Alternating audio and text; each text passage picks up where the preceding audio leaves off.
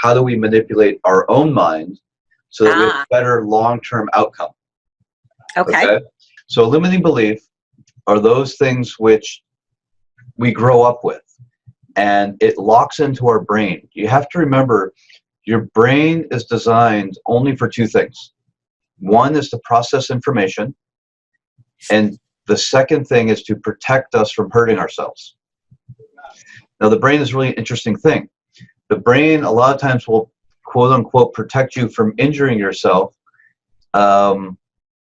in what it perceives to be potentially dangerous.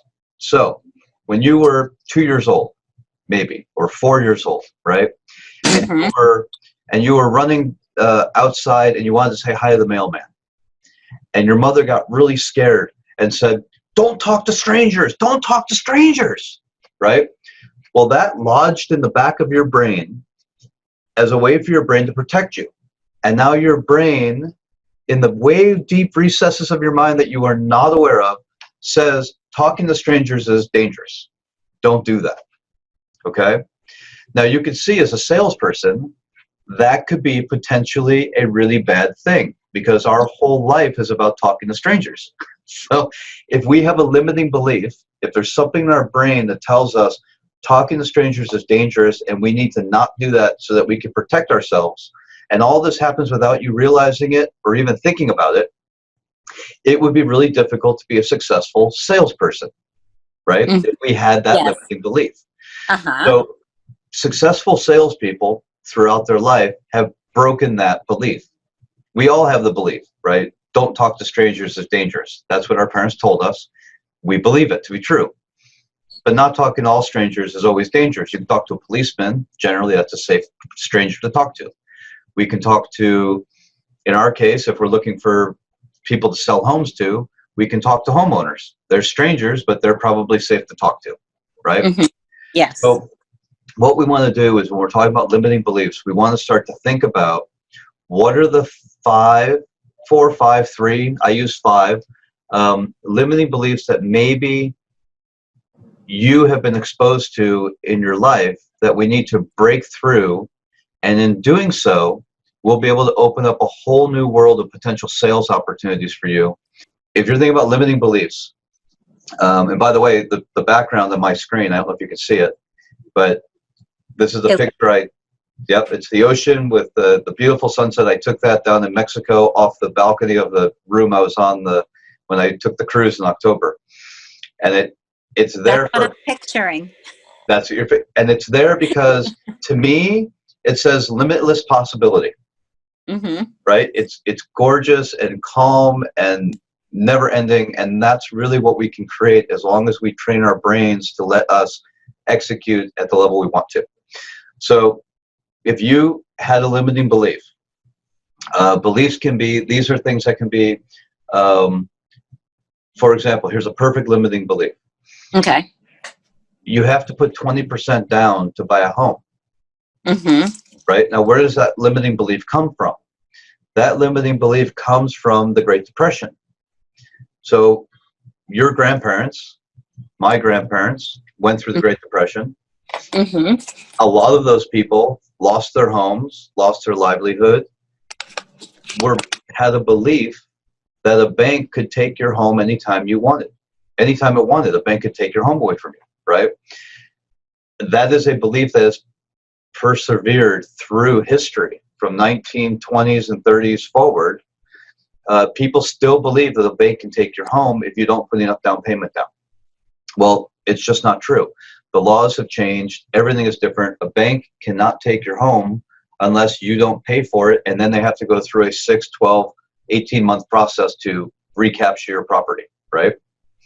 So you and I know that to be true. But a consumer has a limiting belief that you have to put 20% down to acquire a property. So it's just not true. So if you're thinking about yourself, what's a limiting belief you could think of that you maybe have from your childhood? Something that maybe happened to you that now continues to affect you and inhibits you from maybe performing at the level you want to in sales? I don't know. I'm really good at accepting no. I'm just trying to figure it out. Mine is more financial, always afraid to go to the next step. and to Great. put Let's drill down on that. okay. Where do you think that comes from? Upbringing. Upbringing. What happened in your upbringing? Without getting too personal, if you don't, I mean, if you want to be personal, No, I'm happy I'm to good stay enough. with you. But what do you think? What happened specifically that made you think that financial success or acquiring or taking in mass amounts of money is a problem? Why is it a problem taking mass amounts of money? It's more about old-fashioned ways of thinking, where I had parents that were very simple. Okay. You buy your house, you buy a home, you keep your house, you work for a company that gives you benefits, you get your, gold watch at the end of 25 years, and you're happy. And then, that's fine. Go to the bagel store versus going to the five-star restaurant. So you can do things, but limit yourself where you have money for tomorrow. Got it. Okay. So let's jot that down on your piece of paper. I had you list 5 limiting beliefs. If we don't get to 5, maybe we'll get to 3, right? And then we're going to talk about the 5 ways that we can overcome those beliefs. Okay. So if your limiting belief is you need to hold on to your money because there's a real potential that it won't be available to you again in the future.